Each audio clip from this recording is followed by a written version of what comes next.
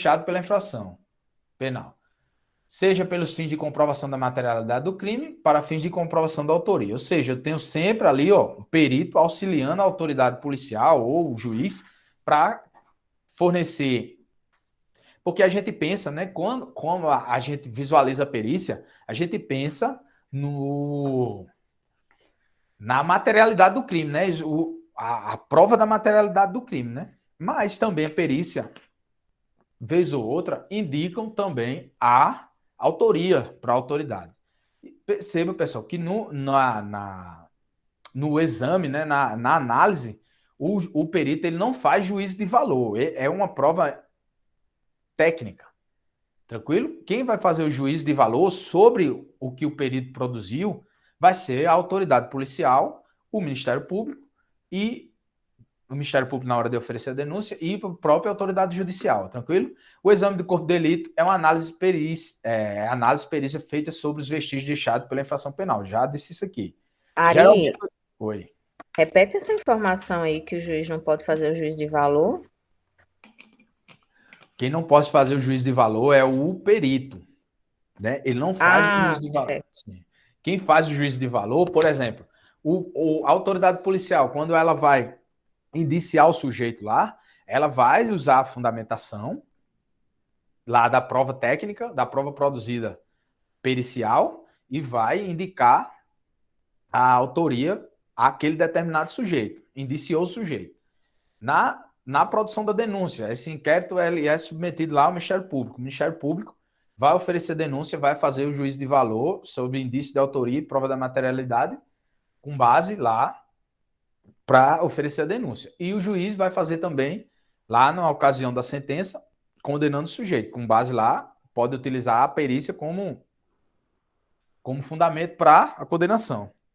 Só que o perito não faz o juízo de valor sobre a autoria. Tranquilo? Ele faz uma análise técnica. Ele vai utilizar aquele ali, os conhecimentos técnicos e indicar que, pela, o método utilizado indica isso, isso e isso, mas ele não faz o juízo de valor sobre a autoria do crime, não. Tranquilo? É muita questão que pergunta nesse sentido, né? Dizendo que o perito indica que quem praticou a infração foi determinado sujeito. Ele faz aquela análise técnica de que, com base naqueles procedimentos, né, científicos, porque o juiz ele não é dotado dessa capacidade técnica, né? Essa capacidade científica. E os protagonistas da ação penal, nem tão pouco o Ministério Público, nem tão pouco a defesa. Aí se vale desses peritos, né? A gente vai fazer uma análise bem minuciosa aqui e vocês vão fixar isso com mais clareza, tranquilo? O exame do corpo de delito é muito útil para comprovar a materialidade do crime, entretanto, também pode ser utilizado para comprovar a autoria, como eu já havia dito. O laudo do exame de corpo de delito é a peça técnica, olha só, é a peça técnica elaborada pelo perito oficial ou pelos peritos não oficiais. Por quê? Ó? A gente vai ver aqui mais à frente que perito oficial, depois da reforma da lei 11.690, depois da reforma da lei 11.690 de 2008, salvo engano, só exige aqui um perito, beleza? Não oficiais, eu tenho dois peritos. A gente vai fazer com calma isso aqui, salvo na lei de droga, viu, pessoal? Cuidado que é uma pegadinha gigantesca, porque a lei de droga, ela fala só em um perito, não oficial, tranquilo? Aí é uma pegadinha grande que vem caindo em tudo quanto é simulado aí, o pessoal vem brincando com isso, tranquilo? Então, ó, em regra, se for perito oficial, porque o que é que acontecia aqui? Até 2008, com essa lei 11.690, até 2008, a lei exigia dois peritos oficiais. Só que a escassez, a estrutura, né, dos institutos de perícia, de criminalística, não suportava ter que sempre uma infração penal, quando fosse, sempre fosse ter uma perícia, sempre fosse realizar uma perícia, ser feita por dois peritos. Aí sempre um fazia e o outro só assinava. E atento a isso, a legislação alterou o Código de Processo Penal e agora perito oficial só precisa de um perito, tranquilo? Se for perito não oficiais, que são chamados também de perito ad hoc, é necessário 2 peritos, salvo na lei de droga. Cuidado com isso, cuidado com isso. Outro ponto também que cai muito em questão e que vocês têm que ficar atentos é que o perito oficial, ele não faz juramento. Por que ele não faz juramento? Não precisa dele fazer o juramento. Porque a obrigação dele já decorre do próprio Código de Processo Penal. Então, esse perito oficial, ele se submete lá às regras de imparcialidade, de suspeição. A gente vai ver mais à frente. Esse perito oficial também, se ele mentir, se ele praticar uma falsa perícia, ele incide lá no tipo penal da falsa perícia. A gente vai analisar isso aqui com mais calma. Mas, por hora, fixa aí. Perito oficial, um único perito. Não precisa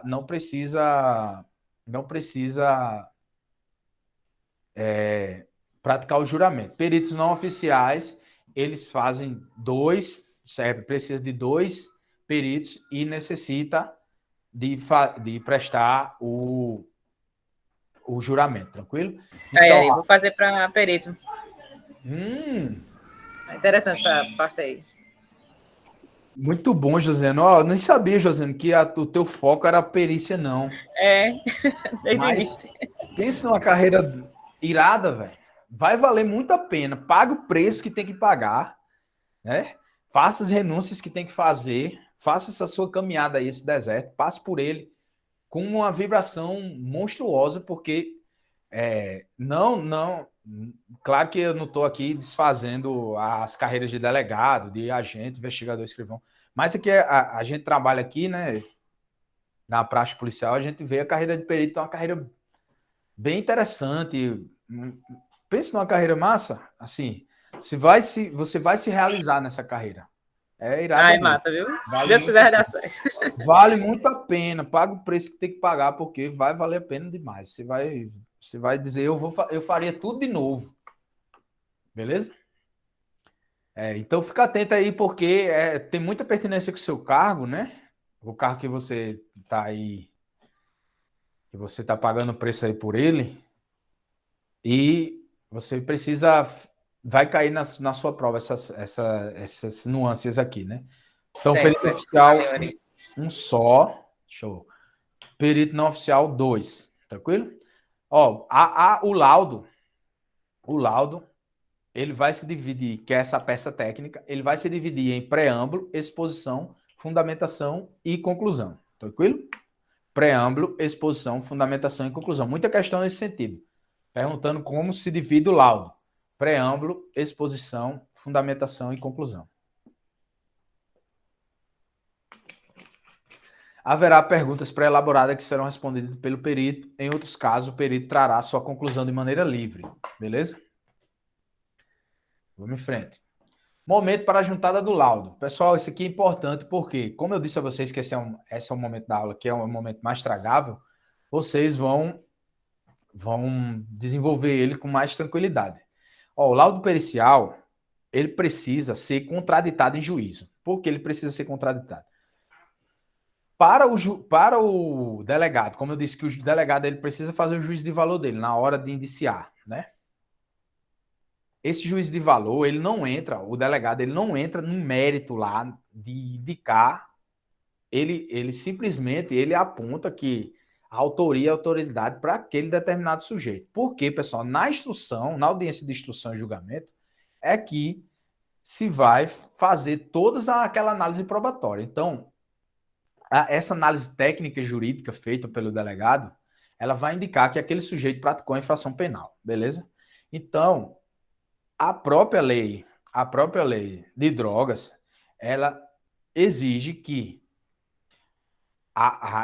esse laudo preliminar, essa perícia preliminar feita lá na lei de drogas, que quando no momento da autuação em flagrante, o delegado ele precisa já de um laudo preliminar ali para atestar a natureza da droga. Geralmente, o delegado vai nomear ali, precisa só de um perito, como a gente viu que na lei de droga, mesmo que o perito não é oficial, precisa só de um perito para fazer esse exame preliminar.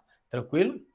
Vai fazer esse exame preliminar para autuar e O Ministério Público também, com base nesse exame preliminar, vai oferecer a denúncia. Deu para entender aí? Na lei de droga, precisa desse exame preliminar. Em regra, nas demais infrações, esse exame preliminar, na atuação também nos crimes de porte e posse ilegal de arma de fogo, que envolve, tem esse laudo preliminar de proficiência da arma de fogo também. Aí precisa de 2 peritos não oficial, tranquilo? 2 peritos não oficial, para atestar que aquela arma de fogo é um laudo preliminar. E essa arma de fogo ela é enviada para o Instituto de Perícia para um perito oficial fazer o laudo propriamente dito, tranquilo?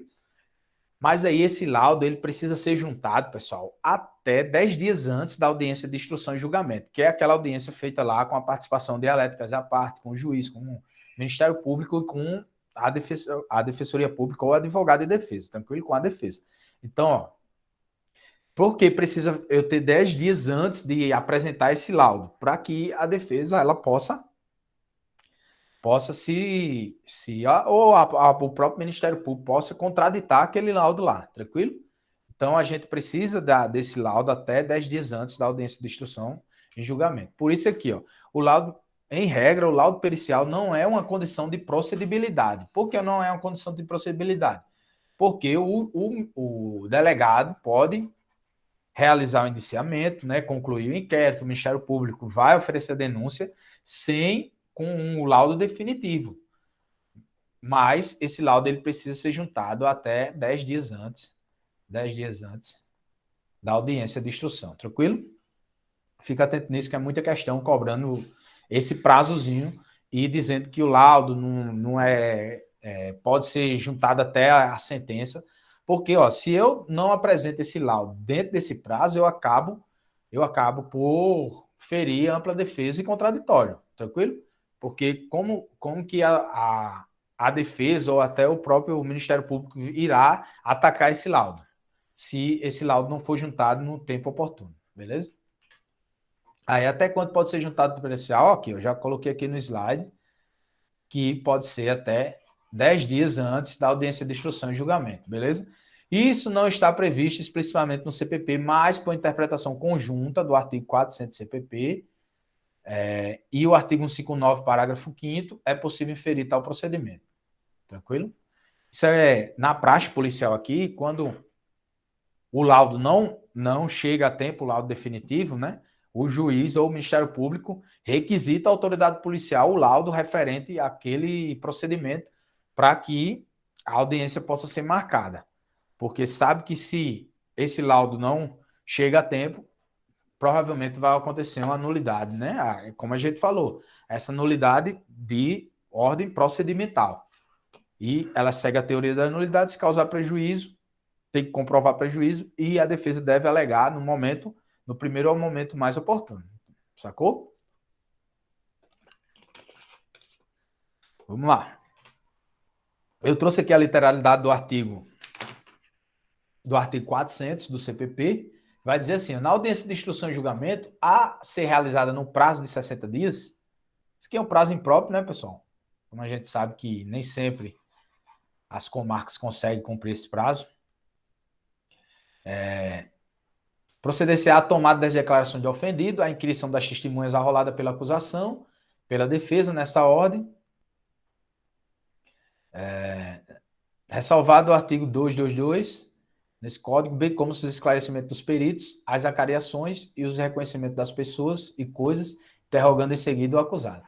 A gente vai estudar aqui, ó, interrogatório, bem profundamente, porque é um meio de prova. Hoje é tido como muito mais meio de prova. A gente já falou um pouco sobre o interrogatório, mas a gente, estudando as provas em espécie, a gente vai entrar bem profundo aí nessa questão do interrogatório, porque assim, são muitas nuances, muitas jurisprudências nesse sentido, e a gente vai pontuar cada item do interrogatório aqui, beleza? Trouxe também aqui o parágrafo 5º, diz o quê? Ó? Durante o processo judicial é permitida às partes quanto à perícia requerer a oitiva dos peritos, as partes podem requerer essa oitiva dos peritos lá no processo, Fica atento, viu, Josiane? E aí, para sua carreira, esses incisos aqui, se tiver alguma dúvida, fala aí, porque é muita pertinência temática com o seu cargo. Certo. Com todos os nossos cargos, né? Mas mais ainda com o cargo de perito, tranquilo? Para esclarecer a prova ou para responder a quesitos, desde que o mandado de intimação e os requisitos ou questões a serem esclarecidas sejam encaminhados com antecedência mínima de 10 dias, tranquilo? Podendo apresentar as respostas em laudo complementar. Se houver alguma dúvida com relação à perícia, própria defesa, o próprio Ministério Público pode ali requerer uns esclarecimentos com relação aos peritos, tranquilo? Para que ele esclareça os quesitos ali. Eu trouxe aqui aquela informação que eu havia já comentado, que na lei de droga exige laudo pericial até mesmo para a lavratura do APF, a exceção, né? Como eu falei para os senhores. No caso de crime envolvendo drogas, há 2 laudos. O laudo de constatação, também é chamado de laudo provisório. Geralmente, os policiais que participaram ali, ou que estão no plantão, vão atestar, né, a natureza ali da droga, que aquilo ali de fato é droga. Pode ser firmado por perito oficial ou, na falta deste, por pessoa idônea. E o exame químico toxicológico, tranquilo? O artigo 50, parágrafo 1º lá da Lei de Drogas, vai dizer assim, para efeito da lavratura do auto de prisão em flagrante, estabelecendo da materialidade do delito, é suficiente o laudo de constatação de natureza e quantidade da droga, firmado por perito oficial ou, na falta deste, por pessoa idônea. Tá vendo aqui, ó, por essa expressão aqui, ó, pessoa idônea,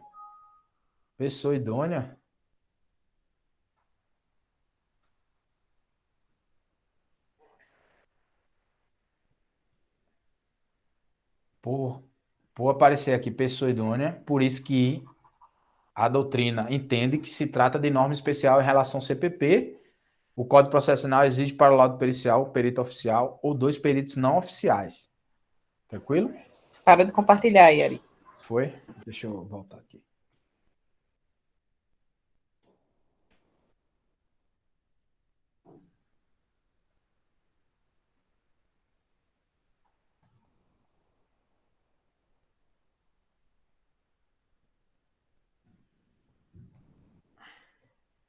Então é isso. Vamos ver se volta aí. Quando voltar, vocês me dizem aí. Voltou, né? Então vamos lá. Então é isso. Já na lei de droga, para atestar ali o laudo provisório, vai precisar de um perito não oficial, justamente porque o próprio artigo 50, parágrafo 1º, vai dizer assim, ó, por pessoa idônea, não falou que era pessoas idôneas. E essa pessoa idônea entende que um perito oficial, como é norma especial, em relação à norma geral, que é o CPP, vai aplicar ali um perito não oficial, tranquilo? Isso é muita questão, é uma pegadinha grande. Por quê?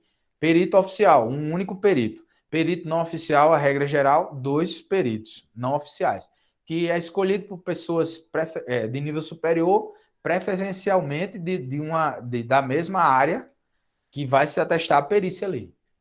E na lei de droga, a própria lei de droga, não sei se foi uma técnica legislativa, mas como ela trouxe ali a previsão de um único perito não oficial, aí muita questão nesse sentido aí.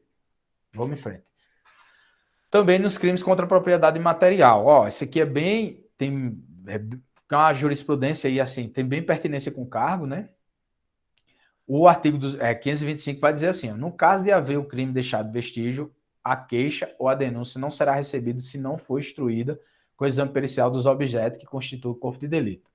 Aí aqui, ó, a observação, a possibilidade ou impossibilidade de comprovação do crime de violação de direito autoral por laudo pericial feito por amostragem do produto apreendido e desnecessidade de identificação dos titulares dos direitos autorais violados. O que acontecia? Essas megas operações aí para apreender objetos